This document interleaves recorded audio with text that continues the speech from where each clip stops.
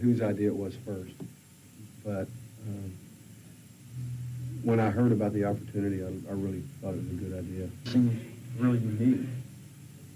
We'd done a thing together in Hawaii a few years ago, a show for a record company convention, and it'd been part of all of Double Trouble, part of the Thunderbirds, Jeff Beck, and a vocalist out of Austin named Angela Straley, and we did pretty good part of the show the whole night. Double Trouble did part of it, and the rest of the band did a lot of it, and we got along real well with Jeff and had a lot of fun playing. And it just seemed like a real natural thing to do. You know, I'm happy right here with him. He was a little short kid, you know, looking up to all these big guys around him. And he was the best then, too. 1961, 62, something like that. My brother got a guitar. And here I was watching him. And it looked real good. It looked fun.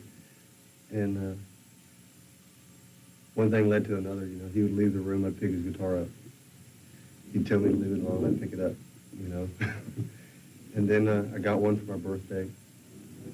And just one thing led to another from there, you know. And I guess about 12 years old was when I decided that's exactly what I wanted to do, and wanted to do anything else.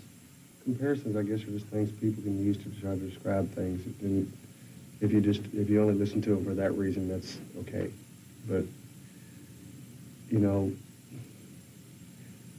the way I look like it, if you mention Hendrix, there's only one Hendrix, and anybody, including myself, that does his thing later on and doesn't, whether we do them just like him or nobody can really, but there are some cases where people get real close. But the thing is those people like Hendrix came up with that stuff, you know. Everybody else is just doing it again, you know.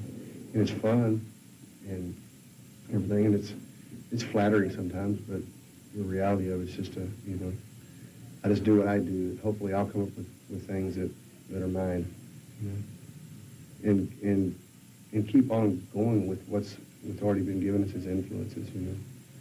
I don't feel like I should be lumped into some kind of thing like that, you know.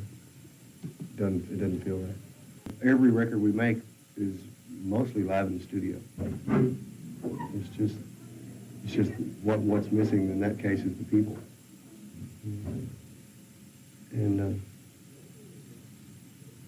I always like to go and play gigs before we record anyway, or sometimes we've done it during or after, you know, right afterwards. It kind of helps the record out a lot if there's people's input. You know, if people like a song, you can really go in and get it, you know.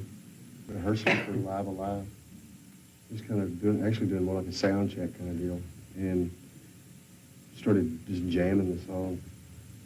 And Dan Cook, one of the roadies, started going to say how he thought we really ought to put the song out. And so we went and got the record, and so I could learn the words. And it's kind of, we ended up using the third day we played it. You know, just went from there. I've always been a Stevie Wonder fan.